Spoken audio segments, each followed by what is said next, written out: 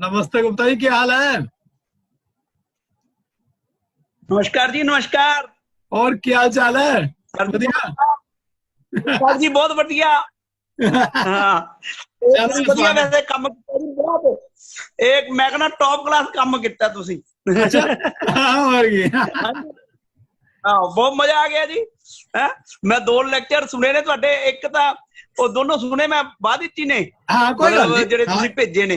एक ही गल है। ਹਾਂ, हाँ। ਲੇਕਿਨ ਅੱਜ ਤਾਂ ਮੈਂ ਅਲਰਟ ਹੋ ਕੇ ਬੈਠਾ ਸੀ, ਮੈਂ ਕਿਹਾ ਅੱਜ ਟਾਈਮ ਸਿਰ ਹੀ ਸੁਣਨਾ। ਹੋਰ ਸੁਣਾਓ। बल, ਬਹੁਤ ਵਧੀਆ ਜੀ, ਬਹੁਤ ਵਧੀਆ। बल्कि जेड़ा दूसरा लेक्चर सीगा ओदी रिकॉर्डिंग भूल गया मैं, बाद च रिकॉर्डिंग शुरू की थी। ਉਹ ਤਾਂ ਹੀ ਮੈਂ ਅੱਜ ਅਲਰਟ ਹੋ ਕੇ ਬੈਠਾ ਨਾ, ਨਹੀਂ ਤਾਂ ਇਹਦੀ ਪਹਿਲਾਂ ਰਿਕਾਰਡਿੰਗ ਆਈ ਜਾਣੀ ਹੈ। कल की है, गल्ला गल्ला गल्ला च रिकॉर्डिंग भूल गए थोड़ी। ਚਲੋ ਕੋਈ ਗੱਲ ਨਹੀਂ, ਅੱਧੀ ਤਾਂ ਹੈ ਉਹਦੀ, 40 ਕੁ ਮਿੰਟ ਦੀ ਤਾਂ ਹੈ हाँ, ਰਿਕਾਰਡਿੰਗ। 40 मिनट थी। हाँ हाँ हाँ। और डेढ़ डेढ़ ਤੇ घंटे ਕਿੰਨੀ ਦੇਰ ਦਾ डेढ़ घंटे का ਉਹਦੇ सीगा ਵਿੱਚੋਂ लेक्चर। ਪਹਿਲੇ ਵਾਲਾ ਰਹਿ ਗਿਆ ਪੋਰਸ਼ਨ। हैं जी? हाँ। ਵਾਈਂਡਿੰਗ ਅਪ ਤੋਂ ਸ਼ੁਰੂ ਹੋਇਆ ਨਾ ਜੀ, ਉਸ ਤੋਂ ਪਹਿਲੇ ਵਾਲਾ ਪੋਰਸ਼ਨ ਰਹਿ ਗਿਆ। वो फिर किसी दिन कर देंगे। ਹਾਂ ਫਿਰ ਕਿਸੇ ਦਿਨ ਕਰ ਦੇਣਾ। ਠੀਕ हाँ। ਠੀਕ ਹੈ ਜੀ, ਬਹੁਤ ਵਧੀਆ। ਇਹ ਤੁਸੀਂ ਕੰਮ ਵੈਸੇ ਵਧੀਆ ਲੱਗੇ ਹੋਏ ਹੋ, ਬਹੁਤ ਹੀ ਸ਼ਾਨਦਾਰ ਕੰਮ। ਮੈਂ ਕਹਿੰਦਾ ਕਮਾਲ। ਇਹਦੇ ਪਤਾ ਕੀ ਹੈ ਜੀ? ਹਰ ਇੱਕ ਨਹੀਂ ਬੰਦਾ ਕਰਦਾ ਸੈਲਫਲੈਸਲੀ। हाँ, ठीक है जी, सही है। कोई कोई बंदे ਬਹੁਤ ऐसे, ਵਧੀਆ ਜੀ। कोई ऐसे भी तो होने चाहिए बंदे, क्यों? ਯਾਰ ਨਾ ਤੁਹਾਨੂੰ ਮਿਲ ਕੇ ਮਜ਼ਾ ਬੜਾ ਆਇਆ ਸੀ। ਪਹਿਲੀ ਵਾਰ ਜਦੋਂ ਮਿਲਿਆ ਨਾ, ਉਦੋਂ ਹੀ ਮੈਨੂੰ ਲੱਗਾ, ਮੈਂ ਕਿਹਾ ਯਾਰ ਬੰਦੇ ਹੀ ਬਹੁਤ ਵਧੀਆ ਨੇ, ਸ਼ਾਨਦਾਰ। ਆਪਾਂ ਉੱਥੇ ਮਿਲੇ ਸੀ, ਚੌਕ ਸਾਹਿਬ ਦੇ ਉਹਦੇ ਤੇ ਮਿਲੇ ਸੀ। हाँ जी, हाँ जी। हाँ ਹਾਂਜੀ ਹਾਂਜੀ। ਹੋਰ ਸੁਣਾਓ। बस बढ़िया, फर्स्ट क्लास, सब बढ़िया। ਚਲੋ ਕਰਾਓ। ਕਿੰਨੇ 9 ਤੋਂ ਕਿੰਨੇ ਵਜੇ ਤੱਕ ਚੱਲੇਗੀ ਅੱਜ ਕਲਾਸ? आज देखो जिन्ने बजे तक, 10 बजे तक तो मिनिमम चलावांगे ही, बाकी देख ਠੀਕ लांगे ਹੈ ਜੀ, ठीक है। जिन्नी चल जाए। ਜਿੱਦਾਂ ਸਾਡਾ ਮਨ ਹੋਇਆ। हाँ, और की जा सारे तक मन है, क्योंकि ये ना ये 2 लेक्चर ਦੇ अंदर मैं ये वाला कॉन्ट्रैक्ट कवर करना चाहना, 7 नंबर ਦਾ ਜਿਹੜਾ, जिस तरह वो 2 लेक्चर्स अच्छा कवर अच्छा। कर देता ना कंपनीज एक्ट और एलएलपी, इस तरह ही 2 लेक्चर हाँ ਦੇ जी अंदर हाँ मैं जी, ਇਹਨੂੰ कवर करना चाहना। ठीक है जी, तो ठीक ਉਹਦੇ है। ਚ ਕੀ ਹੈ ਕਿ ਫਿਰ 4 ਲੈਕਚਰ ਦੇ ਅੰਦਰ 15 ਨੰਬਰ ਦਾ ਕਵਰ ਹੋ ਜਾਏਗਾ। अच्छा ठीक है। पे आज एलएलपी ਦੇ ਕਰਾਓਗੇ ਉਹਦੇ ਤੇ? ਸੌਰੀ, ਕੰਟਰੈਕਟ ਤੇ। Contract sale of goods. Contract. हाँ, सेल ऑफ गुड्स, अच्छा जी। पार्टनरशिप, बहुत सारे। सेल ऑफ गुड्स भी आ जाएगा फिर। कॉन्ट्रैक्ट हाँ से एजेंसी भी ले लोगे? हाँ, कॉन्ट्रैक्ट भी ले लेंगे, ट्रांसफर ऑफ प्रॉपर्टी ले लेंगे, स्पेसिफिक रिलीफ एक्ट ले लेंगे, 6 एक्ट है। ठीक है। ਆਓ ਜਿਹੜੇ ਜਿਹੜੇ ਕੰਟਰੈਕਟ ਨਾਲ ਰਿਲੇਟਡ ਨੇ ਸਪੈਸ਼ਲ ਐਕਟ ਵੀ ਆ ਜਾਣਗੇ ਕੰਟਰੈਕਟ ਦੇ। हाँ जी, हाँ जी। ਤੇ ਇਹਦੇ ਚ ਇਹ ਦੇਖੋ ਜੀ ਤੁਸੀਂ ਕਿ 7 ਨੰਬਰ ਦਾ ਪੇਪਰ ਆਣਾ ਔਰ 6 ਐਕਟ ਹੈ, ਔਰ ਕੋਈ ਵੀ ਕੁਐਸਚਨ ਜਿਹੜਾ ਹੈ 1 ਨੰਬਰ ਤੋਂ ਘੱਟ ਨਹੀਂ ਆਣਾ। ਇਹਦਾ ਮਤਲਬ ਹੈ ਕਿ ਮੈਕਸਿਮਮ 7 ਕੁਐਸਚਨ ਪੁੱਛੇ ਜਾ ਸਕਦੇ ਹੈ ਇਸ ਪਾਰਟ ਤੋਂ, ਜਿਹੜਾ ਅਸੀਂ 2 ਰਿਕਾਰਡਿੰਗ ਦੇ ਅੰਦਰ ਡਿਸਕਸ ਕਰਨਾ ਹੈ। ਤੇ ਇਹ ਕਿ ਹੁਣ ਇਹ ਵੀ ਹੋ ਸਕਦਾ ਕਿ 6 ਦੇ 6 ਕੰਟਰੈਕਟ ਤੋਂ ਹੀ ਪੁੱਛ ਲੈ। ਅੱਛਾ, ਆਪਾਂ ਲੈ ਉਹਦੀ ਤਾਂ ਤਿਆਰੀ ਕਰ ਲੈਂਦੇ ਆ। ਜਿਹੜਾ ਹੈਗਾ ਜਿਹੜਾ ਐਕਟ ਹੈਗਾ, ਇਹ ਜਿਹੜੇ ਰਾਈਟ ਟੈਕਸ ਨੇ ਰਹਿ ਜਾਂਦੇ ਨੇ।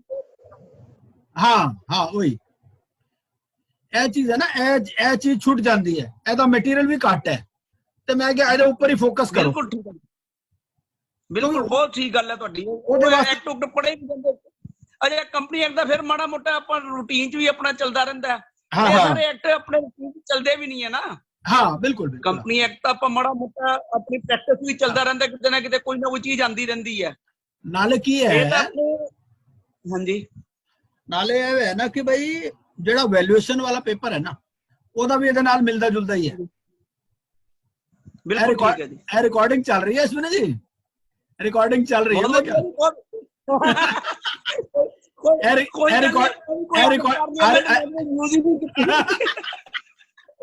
मैं क्या ध्यान दिया क्योंकि की है ਇਹ रिकॉर्डिंग भी चल रही है।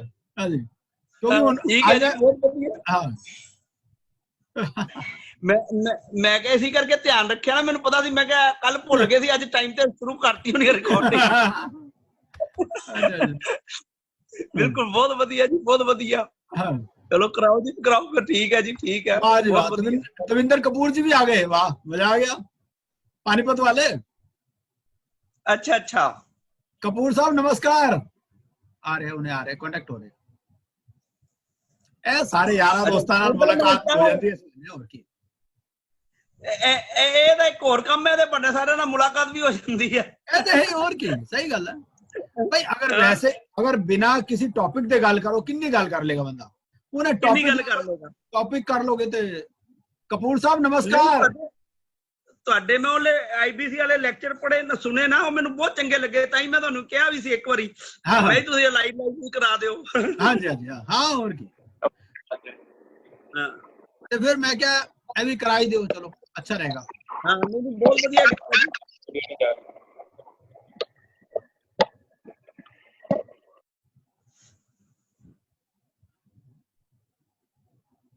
कपूर साहब नमस्कार।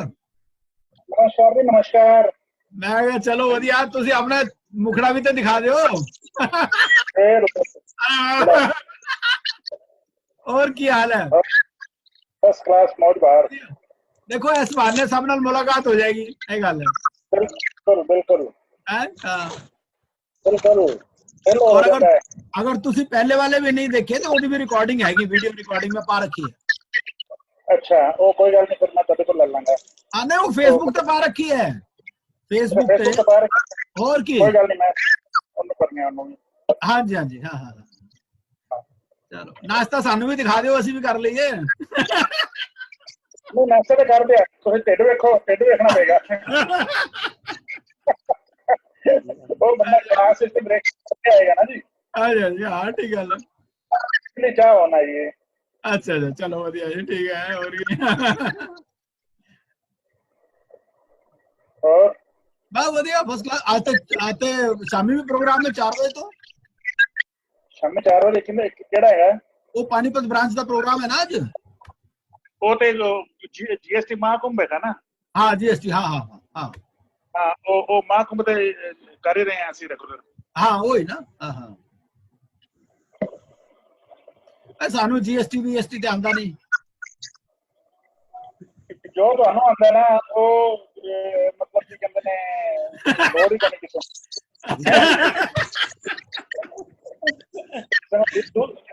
दूर तक नहीं आता वो।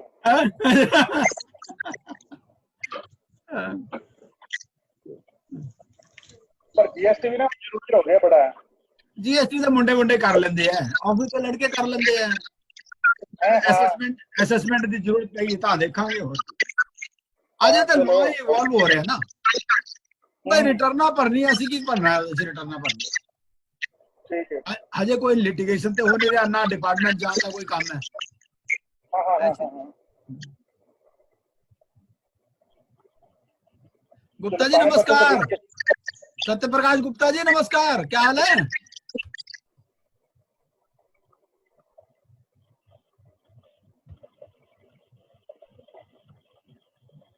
और पंकज जी क्या हाल चाल है? पंकज बंसल जी बढ़िया सर, बढ़िया। और मुंजाल साहब क्या हाल चाल है आपके? सर बढ़िया, नमस्कार। बढ़िया हाँ नमस्कार जी। चलो मैं क्या जब तक नहीं शुरू होता तब तक आपस में मुलाकात ही कर लें, और क्या। हाँ जी हाँ जी।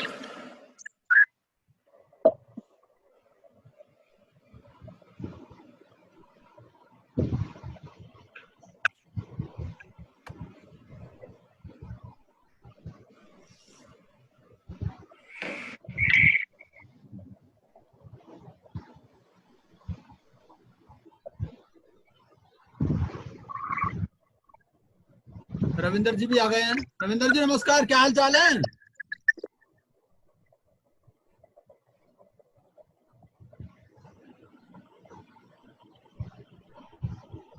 Sir good morning, how are you sir? सर बढ़िया बढ़िया फर्स्ट क्लास, आप बताइए। बस सर दुआ सर आपकी सर मेहरबानी है। रविंदर जी हमारे नोएडा से आए हैं, देख लो। कपूर साहब पानीपत से आए हैं, देखो बताओ कहाँ से चल के संगतें आ रही हैं, देख लो। हाँ जी सर ये तो ऑल इंडिया मंच हो गया आज। और क्या सही बात है जी। ਮੈਂ ਲੁਧਿਆਣੇ ਤੋਂ ਆਇਆ ਦਾ ਜੀ। हाँ तुम लुधियाने तो आए हो, देखो साड़ी से गाली हो रहा है। परवीन जी पानीपत तो आए हैं,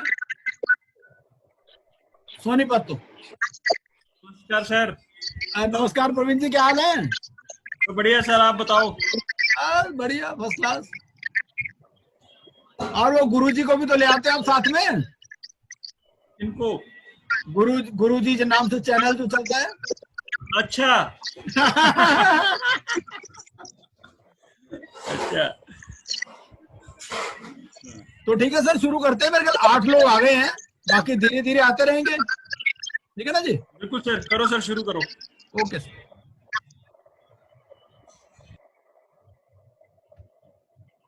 तो बस अब एक बार आप म्यूट कर लीजिए सब लोग।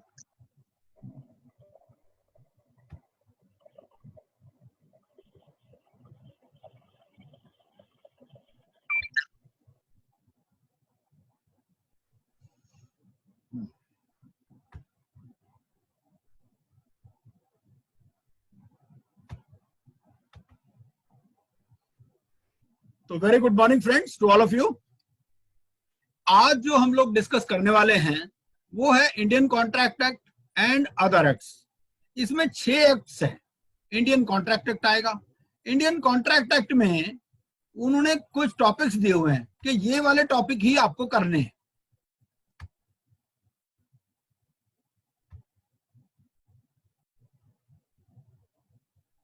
उसके अलावा पार्टनरशिप एक्ट है, सेल ऑफ गुड्स एक्ट है। सेल ऑफ गुड्स एक्ट में भी दे रखा है कि क्या क्या आपको पढ़ना है। ट्रांसफर ऑफ प्रॉपर्टी एक्ट है, स्पेसिफिक रिलीफ एक्ट है और नेगोशिएबल इंस्ट्रूमेंट्स एक्ट है। तो टोटल मिलाकर के ये 6 एक्ट्स हैं और इन 6 एक्ट्स के ऊपर 7 नंबर का पेपर आपको आना है। तो अब ये जो 7 नंबर का पेपर आना है, इसमें ये है कि ये 7 के 7 क्वेश्चन हो सकता है एक में से भी पूछ लिए जाएं। बीच के अंदर कोई डिवीजन नहीं है। आप ये नहीं कह सकते जी एक एक में से एक एक पूछो, ऐसा नहीं है। 6 एक्ट्स हैं, 7 सवाल उन्होंने पूछने हैं। हालांकि वो कोशिश करते हैं कि सारे एक्ट्स को कवर कर लें। तो आप समझिए कि एक एक ही क्वेश्चन मोटा मोटा इसमें से आएगा। कॉन्ट्रैक्ट एक्ट में हो सकता है 2 आ जाए, या नेगोशिएबल इंस्ट्रूमेंट्स में से 2 आ जाए, या कॉन्ट्रैक्ट में से 4 आ जाए, कोई एक छोड़ ही दे। इस तरह से भी कुछ भी हो सकता है लेकिन एक डीप अंडरस्टैंडिंग चाहिए। ये स्लाइड्स जो मैंने आपको भेजी थी, ये मैंने इसमें और कुछ रिवीजन किया है। तो अब ये 103 स्लाइड्स हैं, इसमें 103 स्लाइड्स हैं टोटल। और इसमें मैंने कुछ चार्ट्स भी इंक्लूड किए हैं ताकि जो है अच्छी तरह से समझ में आ जाए। अगर आपके पास भी कोई इंफॉर्मेशन हो इससे रिलेटेड तो वो आप भी मुझे भेज सकते हैं ताकि मैं उसमें और शामिल कर लूं। सोडी साहब भी आ गए हैं। तो अब 11 पार्टिसिपेंट हमारे हो चुके हैं। उतने ही आते हैं नॉर्मली, है ना। बाकी अब जो आते हैं आते रहेंगे आराम आराम से।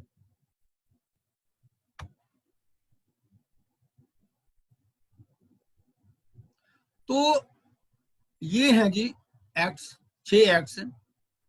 2 एक्ट्स ऐसे हैं जिसके अंदर दिया हुआ है कि क्या क्या पूछा जा सकता है। बाकी एक्ट्स पे सिर्फ नाम लिखा हुआ है। आपको करना क्या है, बेयर एक्ट पढ़ना है अगर आप पढ़ सकें तो। अगर बेयर एक्ट नहीं आप पढ़ सकते तो ये जो स्लाइड है फिर तो इसमें से तो आपको एक वर्ड भी नहीं छोड़ना है। ठीक है ना। अब चलिए यहां से शुरू करते हैं कि कॉन्ट्रैक्ट एक्ट। तो कॉन्ट्रैक्ट एक्ट इससे पहले कि हम शुरू करें, आइए कुछ बेसिक बातें जानते हैं कि कॉन्ट्रैक्ट होता कैसे है। सबसे पहले एक प्रपोजल आता है या ऑफर आता है। ठीक, आप मार्केट के अंदर जाते हैं। मार्केट के अंदर जो वीकली बाजार लगते हैं हमारे, उन्होंने कपड़े टांग रखे होते हैं। तो वो कपड़े जो टांग रखे हैं वो एक ऑफर दे रहे हैं कि भाई आप कई बार प्राइस भी लिखा होता है। आप शोरूम में जाते हैं, शोरूम में कपड़े टंगे हुए हैं, तो वो ऑफर दे रहे हैं आपको कि भाई इस प्राइस पर या इन कंडीशंस पर मैं ये चीजें बेचने को राजी हूँ। कई बार हम बिल लेते हैं, बिल पर भी कुछ कंडीशंस लिखी होती हैं। कई बार हमारे को किसी चीज का डिब्बा मिलता है, डिब्बे पर भी कुछ कंडीशंस लिखी होती हैं। तो अब अगर कोई किसी ने प्रपोजल दिया और दूसरे ने उसको एक्सेप्ट कर लिया तो वो प्रॉमिस बन जाता है। ठीक है। अब प्रॉमिस के बदले में भी प्रॉमिस दिया जाता है कि भाई मैं आपको ये दूंगा, आप बदले में मुझे ये देंगे। अगर मैं आपको कपड़ा दे रहा हूं तो आप मुझे उसका प्राइस देंगे। तो अब रिटर्न में भी प्रॉमिस हो जाता है। तो उससे एग्रीमेंट हो गया दोनों के बीच में। जरूरी नहीं है कि रिटर्न में हो, वर्बल भी हो सकता है, इम्प्लाइड भी हो सकता है। आपने कपड़ा उठाया, आपको आप गूंगे हो, आपको कुछ बोलने की भी जरूरत नहीं, ठीक है। आपने कपड़ा उठाया, इशारा कर दिया, कितने, वो कह देगा जी 100 रुपए का उसने नोट दिखा दिया आपको, आपने 100 रुपए दिए, आ गए, ठीक, एग्रीमेंट हो गया। और ये एग्रीमेंट अगर एनफोर्सेबल एट लॉ है तो वो कॉन्ट्रैक्ट बन गया। तो इसका मतलब कुछ ऐसे एग्रीमेंट भी हो सकते हैं जो एनफोर्सेबल एट लॉ नहीं हो। तो ये कुछ इसेंशियल कंडीशंस हो गई हमारी कॉन्ट्रैक्ट। ऑफर हो गया, फिर एक्सेप्टेंस हो गया, फिर एनफोर्सेबिलिटी हो। तो ये तो बेसिक चीजें हैं, मतलब ये 3 चीजें तो होनी ही चाहिए किसी भी कॉन्ट्रैक्ट में। और भी कंडीशंस हैं, जैसे कंसिडरेशन होनी चाहिए, लेकिन कंसिडरेशन हो भी सकती है, नहीं भी हो सकती। आपने किसी को चीज फ्री में भी दे सकते हैं। तो कई बार फ्री में क्या रहता है कि भाई वो एग्रीमेंट रजिस्टर्ड होना चाहिए, क्योंकि अगर उसने कंसिडरेशन आपको नहीं दी है तो कोई जरूरी नहीं कि वो अपना प्रॉमिस फुलफिल करे, ठीक है। तो ये बेसिक चार्ट्स है कॉन्ट्रैक्ट के बारे में। ये सब हमें पहले भी पता है और हम डेली लाइफ में भी इन चीजों को डील करते हैं। अब आइए देखते हैं कि कॉन्ट्रैक्ट्स किस किस तरह के हो सकते हैं, ठीक है। वैलिडिटी के हिसाब से हो सकते हैं। कोई वैलिड कॉन्ट्रैक्ट हो सकता है, वॉइडेबल कॉन्ट्रैक्ट हो सकता है, वॉइड एग्रीमेंट हो सकता है, इलीगल एग्रीमेंट हो सकता है। अब इसी तरह से कुछ कॉन्टिंजेंट कॉन्ट्रैक्ट, ये बेसिक टर्म्स हैं कुछ। इससे पहले कि हम पूरा सेक्शन वाइज डिस्कशन शुरू करें, तो ये मैंने कुछ टर्म्स इसको अलग से चार्ट फॉर्म में दे दिया है ताकि यहां पर ये हैंडी रहे। तो रूल्स रिगार्डिंग कॉन्टिंजेंट कॉन्ट्रैक्ट्स में क्या है कि कॉन्टिंजेंट क्या है, कॉन्टिंजेंट मतलब कॉन्टिंजेंसी से आया, ठीक है ना। तो अगर ये चीज होगी तो ये कॉन्ट्रैक्ट बनेगा, अगर ये चीज नहीं होगी तो कॉन्ट्रैक्ट नहीं बनेगा, या अगर ये नहीं होगी तो कॉन्ट्रैक्ट होगा और अगर हो जाएगी तो नहीं होगा, ठीक है। तो कॉन्टिंजेंट कॉन्ट्रैक्ट में क्या रहता है, ये हैपनिंग या नॉन हैपनिंग के ऊपर बेस होता है, ठीक है। और ये कब हो सकता है, जब वो इवेंट हो जाए, ठीक है। और वॉइड कब हो जाता है कॉन्टिंजेंट कॉन्ट्रैक्ट, जब वो इवेंट होना ही इम्पॉसिबल हो जाए। अब ए ने बी के साथ कॉन्ट्रैक्ट कर लिया कि मैं तुम्हारा मकान खरीद लूंगा अगर मैं सी के बाद भी जिंदा रहा। मतलब आप समझिए कि बी ने पहले ही सी से कॉन्ट्रैक्ट कर रखा है कि भैया ऐसा है कि मैं अपना मकान तुम्हें दे दूंगा, लेकिन अब ए कहता है भाई मेरे साथ कॉन्ट्रैक्ट कर लो कि अगर मैं जिंदा रह गया, ठीक है, सी मर गया पहले, तो आप मुझे दे दोगे, ठीक है। तो अब ये कॉन्ट्रैक्ट कब, जब तक एनफोर्स नहीं हो सकता जब तक सी की डेथ ना हो जाए ए के लाइफ टाइम में, या फिर अगर ये कॉन्ट्रैक्ट कब वॉइड हो जाएगा, जब ए की डेथ हो जाए सी से पहले। ये सारे एग्जांपल्स कॉन्ट्रैक्ट के एक्ट के अंदर भी दिए गए हैं। अब आप सोचिए 1872 में कॉन्ट्रैक्ट बना था, तभी भी ये सारे एग्जांपल्स एनविसेज किए गए थे। और बहुत ही कम कॉन्ट्रैक्ट्स हैं, पुराने जो कॉन्ट्रैक्ट्स होते थे उनमें सार बाई वे ऑफ इलस्ट्रेशन वो समझाया करते थे, ठीक है। और आज तक भी इसमें बहुत ज्यादा अमेंडमेंट्स नहीं हुई है। अब उसके बाद एक ए ने कॉन्ट्रैक्ट कर लिया बी को कि वो उसको कुछ पैसे दे देगा अगर बी सी से शादी कर ले, ठीक है। तो ये कॉन्ट्रैक्ट कब एनफोर्सेबल हो जाएगा, जब बी और सी शादी कर लेंगे। लेकिन अगर मान लो सी की डेथ हो जाए, ठीक है, उसने बी से शादी नहीं करी, उससे पहले ही डेथ हो गई, तो ये कॉन्ट्रैक्ट वॉइड हो जाएगा। इसी तरह से ये तो हुए थे हैपनिंग के, कि अगर कोई इवेंट हो जाए तो ये पोजीशन होगी। अब उल्टा भी हो सकता है कि अगर ये इवेंट ना हो तब भी ये कॉन्ट्रैक्ट एनफोर्सेबल है। ये नॉन हैपनिंग के ऊपर बेस होता है, ठीक है। अब ए ने बी से कॉन्ट्रैक्ट कर लिया कि मैं तुम्हें एक सर्टेन अमाउंट दे दूंगा कि अगर ये शिप जो है समुद्र से वापस नहीं आएगा, ठीक है, इंश्योरेंस कॉन्ट्रैक्ट। और अब हुआ क्या कि ये शिप डूब गया, तो जब शिप डूब गया तो कॉन्ट्रैक्ट एनफोर्स हो सकता है, ठीक है। लेकिन अगर शिप सेफली हार्बर में एंटर कर जाता है तो ये कॉन्ट्रैक्ट वॉइड हो गया, उसके पैसे चले गए, उसने नहीं देना उसको कुछ। फिर उसके बाद में तीसरी चीज इसमें हो सकती है कॉन्टिंजेंट में, कि happening of an event with in a specified time. एक तो होता है भाई without any specification of time. इसमें क्या है कि हैपनिंग ऑफ एन इवेंट है with in a specified time. अगर एक स्पेसिफाइड टाइम में इवेंट होगा तब ये एनफोर्सेबल होगा, और अगर ये इवेंट एक स्पेसिफाइड टाइम में नहीं होगा तो एनफोर्सेबल नहीं होगा, ठीक है। तो इसमें क्या होगा कि when such event has happened with in the specified time तो एनफोर्सेबल हो जाता है। और अगर वो इवेंट होना ही इम्पॉसिबल हो जाए before the expiry of specified time, ठीक है, या वो स्पेसिफाइड टाइम में नहीं हुआ तो उस केस में ये अनएनफोर्सेबल हो जाएगा। अब ए ने बी को, इसका एग्जांपल है, ए ने बी को प्रॉमिस किया कि अगर ये शिप 1 साल के अंदर वापस आ जाए तो मैं आपको पैसे दे दूंगा, ठीक है। इसमें स्पेसिफिकेशन ऑफ टाइम हो गई 1 साल, तो कॉन्ट्रैक्ट एनफोर्स किया जा सकता है अगर शिप जो है 1 साल के अंदर वापस आ जाए। लेकिन मान लो कॉन्ट्रैक्ट वॉइड हो जाएगा अगर पता चला वो शिप में रास्ते में ही आग लग गई, ठीक है, तो इसका मतलब उसने तो आना ही नहीं वापस, तो वो फिर कॉन्ट्रैक्ट वॉइड हो जाएगा। इसी तरह से non happening of an event with in a fix time, इस पर भी ये भी कॉन्टिजेंसी है एक तरह की। तो इसमें क्या होता है, when the happening of such event becomes impossible before the expiry of specified time, when such event has not happened within the specified time, तब ये enforceable हो जाएगा। और अगर वो इवेंट हो जाए within the specified time तो ये void हो जाएगा। इसका एक एग्जांपल देखते हैं।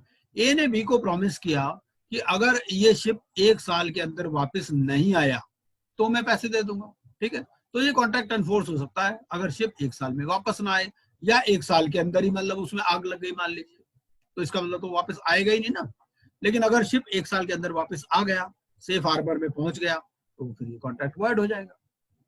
उसके बाद में फिर future conduct of a living person, इसके ऊपर भी कुछ चीज बेस हो सकती है कि when such person acts in the manner as desired in the contract, तो उस केस में ये एनफोर्सेबल हो जाएगा। अब क्या होता है, क्वेश्चन आपके इस तरह से भी पूछे जा सकते हैं कि when A contingent contract will become valid, will become enforceable when such person acts in the manner। Example जरूरी नहीं कि वो आपसे पूछे, एग्जाम्पल आपको समझने के लिए दिया हुआ है, समझाने के लिए दिया हुआ है, लेकिन एग्जाम में क्वेश्चन जो है हो सकता है ये कंडीशंस के ऊपर ही आ जाए, तो आपको कंडीशंस को भी माइंड में रखना है, ठीक है। तो ए ने एग्री किया बी को कि अगर बी सी से शादी कर लेता है तो उसको पैसे दे देगा, ठीक है, तो दोनों शादी कर लेते हैं तो ये कॉन्ट्रैक्ट एनफोर्सेबल हो गया। अब सी ने क्या किया, सी ने डी से शादी कर ली। जब सी ने डी से शादी कर ली, इसका मतलब वो बी से तो शादी कर नहीं सकता, ठीक है ना, तो marriage of B to C must now be considered impossible. हालांकि ये पॉसिबल है कि डी डेथ हो जाए और सी दोबारा मैरिज कर ले, लेकिन वो कंडीशंस में नहीं जाना हमारे को, तो हमें ये चीज देखनी। फिर कॉन्टिजेंट कॉन्ट्रैक्ट्स में कई बार इम्पॉसिबल इवेंट्स भी होते हैं। अगर मान लो इम्पॉसिबल इवेंट है तो such an agreement can not be enforced since it is void, ये शुरू से ही वॉइड है। अगर ये कह देगा भाई दो पैरेलल लाइंस मिल जाए तो मैं आपको 1000 रुपए दे दूंगा, ये एग्रीमेंट वॉइड है, क्योंकि हमें पता हो 2 पैरेलल लाइंस कभी मिल ही नहीं सकती। तो whether the impossibility of the event was known to the parties और नॉट इज इममेटीरियल। तो अगर कोई इम्पॉसिबल इवेंट है तो उसमें वो कॉन्ट्रैक्ट जो है, एग्रीमेंट जो है, शुरू से ही वॉइड है। जहां तक वॉइड होता है तो हम वर्ड यूज करते हैं एग्रीमेंट, क्योंकि वो कॉन्ट्रैक्ट तो बना ही नहीं। उसके बाद अगर मान लो कोई कॉन्ट्रैक्ट का ब्रीच हो गया, 2 पार्टी ने आपस में प्रॉमिस किया, उसका ब्रीच हो गया, तो उसके इसमें रेसिशन ऑफ कॉन्ट्रैक्ट कैसे होगा, वो कॉन्ट्रैक्ट खत्म कैसे होगा, सूट फॉर डैमेजेस क्या क्लेम किए जाएंगे, सूट फॉर स्पेसिफिक परफॉर्मेंस किया जा सकता है, नहीं किया जा सकता, अगर मूवेबल प्रॉपर्टी है या इमूवेबल प्रॉपर्टी है, तो इमूवेबल प्रॉपर्टी के लिए फिर स्पेसिफिक रिलीफ एक्ट अलग से भी हमें पढ़ना है, सूट फॉर इंजंक्शन कि किसी को किसी काम से रोकना, सूट फॉर रेस्टिट्यूशन उसको प्रोवाइड कराना जो उसका डैमेज हुआ, सूट अपॉन क्वांटम मेरिट मतलब वो जो क्वांटम ऑफ डैमेजेस है उसके हिसाब से ये डिसाइड करना। तो ये सारी रेमेडीज हैं फॉर ब्रीच ऑफ कॉन्ट्रैक्ट। ये मोटी मोटी कंडीशंस पढ़ रहे हैं कि जिनके ऊपर कॉन्ट्रैक्ट्स हमारे बेस हो सकते हैं। उसके बाद में इंटरेस्ट की बात आती है कि स्टिपुलेशन फॉर इंटरेस्ट। इंटरेस्ट में क्या होता है कि देखिए जब तक कॉन्ट्रैक्ट सही चलते रहते हैं तब तक तो कोई दिक्कत होती नहीं, लेकिन अगर मान लीजिए कि कॉन्ट्रैक्ट जो है उन पार्टी का आपस में झगड़ा हो गया, तो कॉन्ट्रैक्ट एक्ट में कुछ चीजें दी गई हैं कि भाई इंटरेस्ट रेट अगर इतना होगा, रीजनेबल होगा, एबनॉर्मली हाई होगा, तो क्या मान लिया जाएगा, वो डैमेजेस की नेचर का माना जाएगा, वो पेनल्टी की नेचर का माना जाएगा, वो एनफोर्सेबल होगा या नहीं होगा, ठीक है।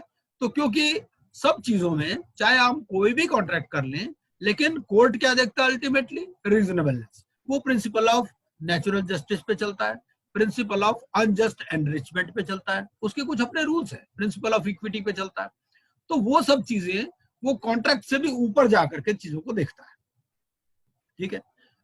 अब मान लीजिए रीजनेबल है इंटरेस्ट, ठीक है, तो कितने पीरियड का देना पड़ेगा, जो डिफॉल्ट पीरियड है उसमें देना पड़ेगा आपको, ठीक है, और लिक्विडिटी डैमेजेस भी देने पड़ सकते हैं। एबनॉर्मली अगर हाई है, एबनॉर्मली हाई क्या होगा, उस केस में क्या होता है कि जो डेट ऑफ डिफॉल्ट है उस डेट से उसको बढ़ाया जा सकता है, ठीक है, और इसको पेनल्टी के नेचर का माना जाएगा।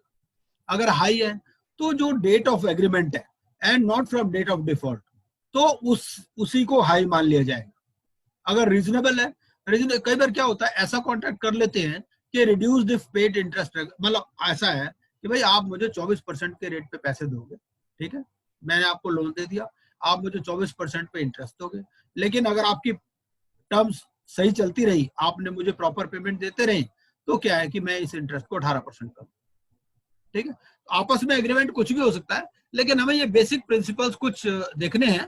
तो इन प्रिंसिपल से क्या होता है कि वो ये देखते हैं कि भाई रीजनेबल है, अनरीजनेबल है, वो पेनल्टी के नेचर का है, वो इंटरेस्ट के नेचर का है, क्या है। हम आपस में तो एग्रीमेंट जो मर्जी कर लें, क्योंकि हमने कोर्ट के पास तो जाना नहीं रजिस्टर करने, लेकिन जब ये कोई when they are put to question in a court of law, तो हमें कुछ प्रिंसिपल्स उसके देखने पड़ते हैं कि वो किस नेचर का है। फिर इसी तरह से कई बार कंपाउंड इंटरेस्ट का प्रोविजन होता है।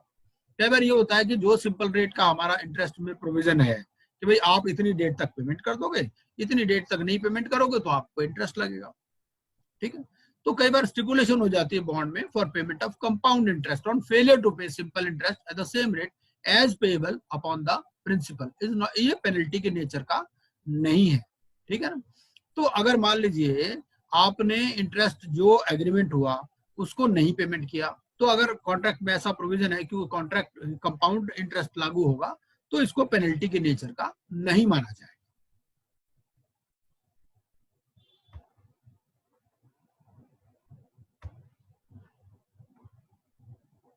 अब मान लीजिए जैसे इंटरेस्ट, ये मैंने आपको एग्जांपल भी दिया था कि 24% पे एग्रीमेंट हो गया और उसमें ये प्रोविजन कर दिया कि अगर डेटर जो है इंटरेस्ट पंक्चुअली पेमेंट करता रहेगा तो क्रेडिटर वो जो है उसमें फिर 18% का रेट लगा देगा। ठीक है, तो ये क्लॉज जो है ये पेनल्टी के नेचर की नहीं है। फिर इसमें कॉन्सेप्ट आती है ऑर्डिनरी डैमेजेस और लिक्विडेटेड डैमेजेस की। इसका क्या मतलब है, तो पहले तो देखते हैं कि मीनिंग क्या है। ऑर्डिनरी डैमेजेस जो है ये तो डैमेजेस हैं which are fair and reasonable, ठीक है, which are considered as arising naturally from breach of contract.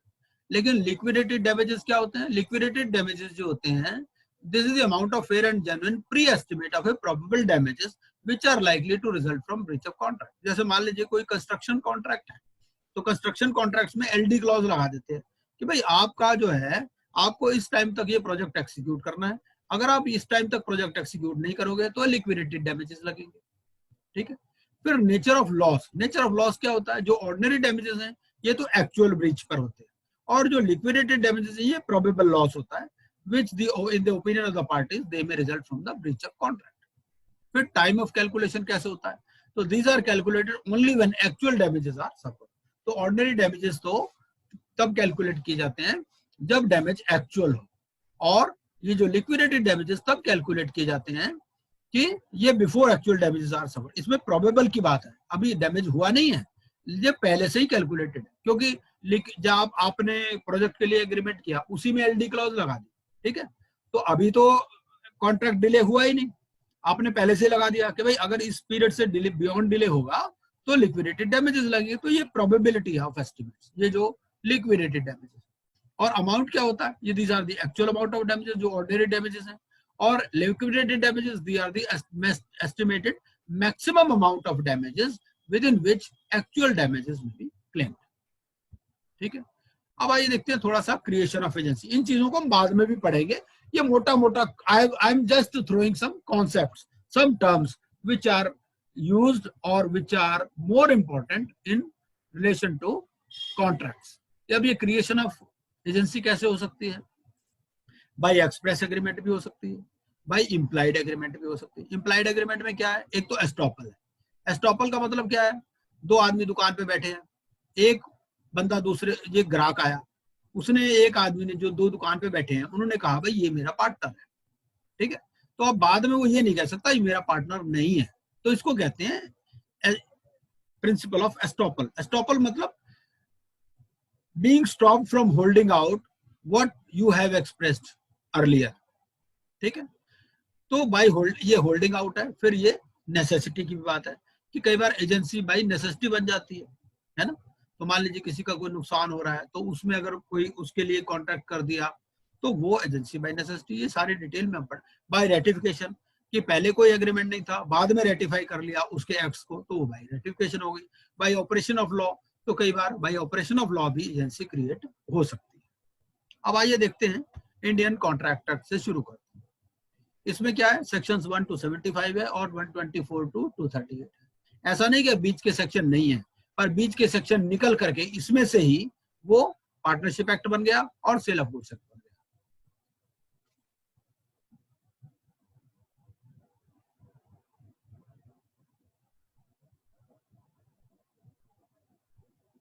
सबसे पहले ये तो ये है कि भाई it extends to whole of India except Jammu and Kashmir. अब आप कहोगे जी अब तो जम्मू कश्मीर भी 370 आ गई। तो जो 370 आई, उन्होंने कहा कि एक अभी एग्रीमेंट हुआ था, शायद एग्जैक्ट डेट मुझे याद नहीं, शायद सितंबर 2019 में उन्होंने कहा जो 39 सेंट्रल लॉज हैं वो they will also become applicable to Jammu and Kashmir. लेकिन हमें जो पढ़ना है वो पढ़ना है जो भी हमारी अमेंडमेंट्स आई हैं up to 30th of June 2019। हालांकि ऐसे कंट्रोवर्शियल क्वेश्चन वो पूछते नहीं है कि जिसमें पहले कुछ हो बाद में कुछ चेंज हो गया हो, ताकि कोई कंफ्यूजन नहीं हो। लेकिन जो लॉ स्टैंड करता था 30th June 2019 को, उसके हिसाब से ये it extends to whole of India except the state of Jammu and Kashmir. तो कट ऑफ डेट हमें देखनी है, तो हमें सिलेबस के हिसाब से पढ़ना है। It deals with matters relating to contract. Enact हुआ था 25 अप्रैल 1872 को। कई बार ये क्वेश्चन भी पूछ लेते हैं कि ये कब इनेक्ट हुआ था, तो आपको याद रखना पड़ेगा 25 अप्रैल 1872 को इनेक्ट हुआ था। और ये इनफोर्स कब आया, 1 September 1872 को। ठीक है, अब 1 सितंबर कैसे याद रखोगे, देखो 1872 तो आपको याद रह जाएगा, ठीक है ना। अब 1872 आप याद रख लो। 1872 का पहला वर्ड क्या है,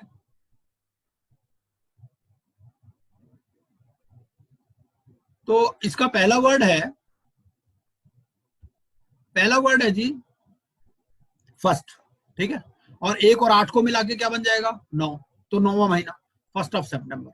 तो आपको याद हो गया 1 September 1872 सिर्फ आपको याद करना। इस तरह से आप अपने आप भी कुछ चीजें गेस कर सकते हैं, कुछ बना सकते हैं। इसमें क्या होता है, when one person signifies to another his willingness to do or to abstain from doing anything with a view to obtaining the assent of that other to such act or abstinence, he is said to make a proposal। अब proposal क्या होता है, proposal ये हमने पहले भी पढ़ लिया थोड़ा सा ब्रीफ में। तो प्रपोजल ये होता है कि एक आदमी अपनी विलिंगनेस दिखाता है कि मैं ये काम करूंगा या नहीं करूंगा, और दूसरे की एसेंट लेने के पर्पज से, ये एसेंट होना चाहिए, कई बार लड़के टाइपिंग में गलती कर देते हैं। तो with a view to obtaining the assent of that other to such act or abstinence he is said to make a proposal. ठीक है जी। और ये जो पर्सन मेकिंग द प्रपोजल है, ये जो प्रपोजल दे रहा है ये प्रोमिसर है, और जो एक्सेप्ट कर रहा है उसको वो प्रोमिसी है। ठीक है, अब आपने भाभी जी को प्रॉमिस कर दिया कि भैया ऐसे है, मैं आपको पार्क में चलो पिक्चर देखने चलते हैं। भाभी जी कहती है नहीं भाई मैं तो नहीं, मेरा तो नहीं मूड है। आपने कह दिया कि भाई ऐसा है चलो पिक्चर देख के आज जब आएंगे तो मैं आपको साड़ी दिला दूंगा। ठीक है, तो उन्होंने कह दिया ठीक है आपसे प्रॉमिस, ये एग्जांपल मैं सोडी साहब के लिए दे रहा हूँ। तो उसमें क्या होगा कि भाई आपने कुछ प्रॉमिस किया और उन्होंने भी कोई रेसिप्रोकल प्रॉमिस कर लिया उसके बदले में। तो ये जो पर्सन एक्सेप्टिंग दी प्रपोजल है, इट इज कॉल्ड प्रॉमिस। ठीक है, एक ने प्रपोजल दिया, दूसरे ने उसको एक्सेप्ट किया। उसके बाद में when at the desire of the promiser the promisee or any other person has done or abstained from doing or promises to do or to abstain from doing something, such act or abstinence or promise is called as consideration from the promise। अब आपने promisor एक party हो गई, अब जो दूसरी party है वो भी कुछ एग्री करेगी कि मैं ये एक्ट करूंगा या मैं एक्ट नहीं करूंगा। ठीक है, तो ये रेसिप्रोकल कंसिडरेशन भी हो सकती है। ठीक है, तो every promise and every set of promise forming the consideration for each other is called an agreement. ठीक है, तो इसको एग्रीमेंट कहा जाएगा। अब आगे देखते हैं।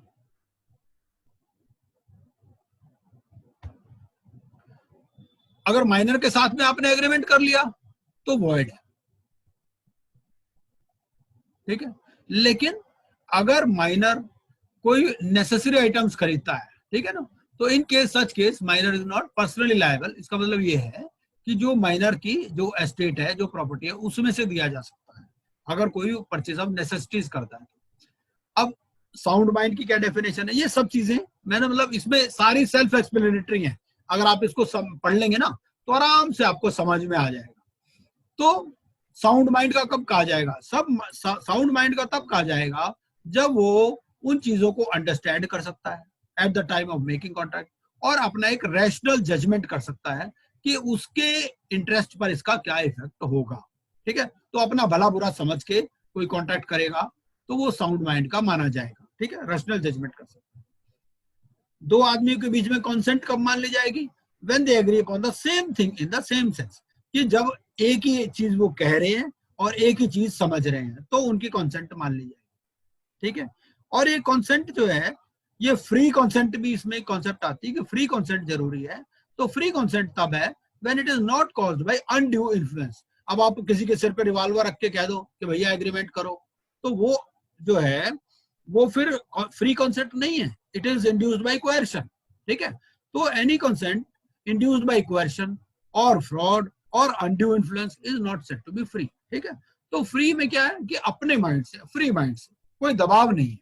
अब कोएर्शन क्या है, तो कॉन्ट्रैक्ट कोएर्शन ये है कि कमिटिंग और threatening to commit any act forbidden by the Indian Penal Code, और अनलॉफुल डिटेनिंग और थ्रेटनिंग टू डिटेन, किसी को पकड़ के ले गए कि भैया ऐसा है, ये प्रॉपर्टी मेरे नाम करो, नहीं तो जो है मैं तुम्हें गोली मार दूंगा, नहीं तो तुम्हें जाने नहीं दूंगा, तुम यही कैद रहो, तो ये कोएर्शन हो गई। ठीक है, तो फिर अनड्यू इन्फ्लुएंस क्या है, a contract is said to be induced by undue influence where the relations subsisting between the parties are such that one of the parties is in a position to dominate the will of the other। ठीक है, तो undue influence में क्या होता है, कई बार dominate कर सकते हो आप किसी की विल को। अब डोमिनेट कैसे कर सकते हो, डोमिनेट में ये मान लो आप ऐसे फिड्यूशियरी पोजीशन में, एक बाबा जी हैं मतलब या गुरु जी है, अब उनका अपने चेले पे अनड्यू इन्फ्लुएंस हो सकता है। ठीक है, अब गुरु जी कहेंगे हरी चटनी खाओ तो हरी चटनी खाएगा बंदा, वो कहेगा लाल चटनी खाओ लाल चटनी खाएगा, तो ये अनड्यू इन्फ्लुएंस है। अब इसमें क्या है कि A being in debt to B the money lender of his village contract से fresh loan on terms which appear to be unconscionable. ठीक है, 5% पर मंथ पे एग्री कर लिया उसने, तो ये अनड्यू इन्फ्लुएंस मान लिया जाएगा। ठीक है, आगे देखते हैं। अब ये कहता है कि एग्रीमेंट वॉइड कब मान लिया जाएगा, तो an agreement not enforceable law by law is said to be void. ठीक है, और जो एग्रीमेंट एनफोर्सेबल बाय लॉ है वो कॉन्ट्रैक्ट है। ठीक है, अब ऐसा भी हो सकता है कि an agreement which is enforceable by law at the option of one और द अदर, तो ये वॉइडेबल कॉन्ट्रैक्ट हो जाएगा। तो वॉइडेबल कॉन्ट्रैक्ट को क्या है, वॉइडेबल वॉइड में भी आ सकता है, वो बीच में खड़ा हुआ है वॉइडेबल वाला, वॉइडेबल इधर आएगा तो वैलिड बन जाएगा, उधर आएगा तो वॉइड बन जाएगा। ठीक है, अब एक आदमी को बंदूक की नोक पे रख के एक औरत से शादी करवा दी गई, अब बाद में वो सोचे यार शादी तो हो ही गई, ठीक है ना, तो कोई बात नहीं, तो वो फिर वैलिड एग्रीमेंट हो गया। और अगर मान लो वो लॉ में चला गया कि भाई इन्होंने तो, मैंने पुलिस में केस कर दिया, तो फिर वो वॉइड हो जाएगा। इस तरह से तो एक contract which ceases to be enforceable by law becomes void when it ceases to be enforceable। ठीक है, तो voidable जो है वो बीच में खड़ा हुआ है, तो अगर वो अनएनफोर्सेबल हो गया तो जब वो अनएनफोर्सेबल हो जाएगा तब वो void मान लिया जाएगा। ठीक है, फिर कम्युनिकेशन कब कंप्लीट मान लिया जाएगा, ये कुछ टर्म्स हैं जिनको अंडरस्टैंड करना जरूरी है और इन्हीं के बेसिस पर क्वेश्चन आते हैं। अब वो क्वेश्चन इस तरह से भी पूछ सकता है जैसे लिखा हुआ है, और इसको एग्जाम्पल बना करके भी पूछ सकता है। तो हम, लेकिन जब हम करें हमें कॉन्सेप्ट क्लियर होगी तो एग्जाम्पल तो हम अपने माइंड से भी बना सकते हैं, और कॉन्ट्रैक्ट एक्ट के अंदर भी बहुत सारे एग्जाम्पल खुद से भी दिए हुए हैं। तो ये प्रपोजल में be revoked at any time before the communication of acceptance is complete as against the proposer but not afterwards. अब ये प्रपोजल कब वापस हो सकता है, प्रपोजल का रिवोकेशन कब तक हो सकता है, प्रपोजल का रिवोकेशन तब तक हो सकता है जब तक उसका communication of its acceptance is complete as against the proposer but not afterwards. तो जब वो कम्युनिकेशन उसकी एक्सेप्टेंस का कंप्लीट हो जाए एज अगेंस्ट द प्रपोजर, तब वो जो है प्रपोजल तब तक रिवोक किया जा सकता है, उसके बाद में नहीं। इसी तरह से एक्सेप्टेंस कब रिवोक की जा सकती है। अब इसमें क्या एग्जांपल आएगा, जैसे प्रपोजल में भी revoked at any time before the communication of acceptance is complete as.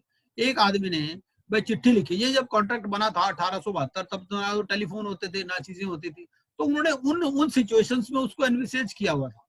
उन्होंने एग्जांपल दिया इसमें, ए ने चिट्ठी लिखी, भाई मैं आपको ये सामान देना चाहता हूँ, मैं ये सामान बेचना चाहता हूँ। उसने कह दिया ठीक है भैया मुझे जो है मंजूर है, ठीक है। दूसरे आदमी ने भी उसको चिट्ठी लिख दी। अब लेकिन बाद में ए पहले वाले का मन बदल गया, उसने कहा भाई मैं ये सामान आपको नहीं बेचना चाह रहा हूँ। लेकिन अब क्या हुआ कि ये जब उसने ये दूसरी चिट्ठी लिखी, उससे पहले ही पहले वाला जो है वो उसको चिट्ठी लिख चुका था कि मैं आपका प्रपोजल एक्सेप्ट करता हूं, तो ये रिवोक नहीं कर सकता उस सिचुएशन में, ठीक है। तो ये जब आप एग्जांपल पढ़ेंगे तो आपको वहां क्लियर हो जाएगा। ये टाइम इसका शायद कई बार होता है, ये बीच में खत्म कर देते हैं। अगर बीच में खत्म कर देंगे तो देख लेंगे, दोबारा मीटिंग करनी होगी तो दोबारा इसको कर देंगे। कई बार ये टाइम एक्सटेंड कर देते हैं, इनकी मर्जी होती है नॉर्मली। अभी जैसे टाइम दिखा रहे हैं 1 मिनट के और बाकी है, अगर ये होगा तो ठीक है, नहीं तो दोबारा मीटिंग कर लेंगे।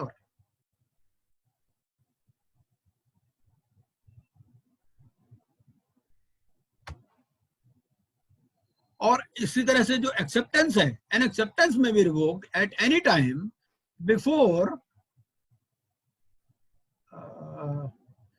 The communication of the acceptance is complete as against the acceptor but not afterwards. तो इसी तरह से एक्सेप्टेंस जो है उसको भी रिवोक किया जा सकता है कि जब तक वो communication of acceptance is complete as against the acceptor but not afterwards. तो वो भी उसमें एग्जांपल से आप इस चीज को समझ सकते हैं। अब प्रपोजल जो है वो प्रॉमिस कब बन जाएगा? तो ये जो एक्सेप्टेंस है ये एब्सोल्यूट या अनक्वालिफाइड होनी चाहिए, और ये it must be expressed in some usual and reasonable manner unless the proposal prescribes the manner in which it is to be accepted. तो प्रपोजल प्रॉमिस कब बन जाएगा? जब उसकी एक्सेप्टेंस एब्सोल्यूट और अनक्वालिफाइड हो, ठीक है, और be expressed in some usual and reasonable manner unless the